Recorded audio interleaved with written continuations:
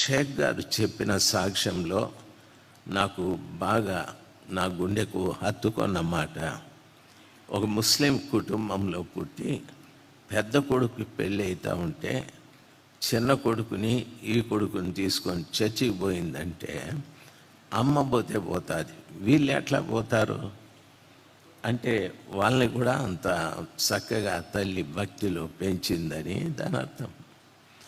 ఇంట్లో పెళ్ళి జరిగితే తమ్ముళ్ళు వాళ్ళకు కూడా సంబరం ఉంటుంది కదా, అయినా ఆ తల్లి వాళ్ళిద్దరిని తీసుకెళ్ళిందంటే నాకు అది చాలా హత్తుకుంది.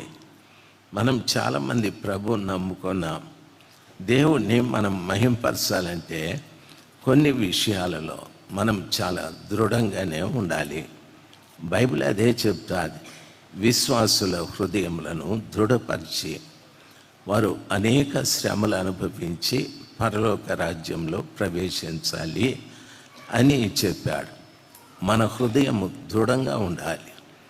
నా హృదయం దృఢంగా ఉండాలి అంటే నేను నమ్ముకున్న యేసయ్య లేక నా కొరకు ప్రాణం పెట్టిన యేసయ్య కొరకు నేను జీవించాలి అంతే.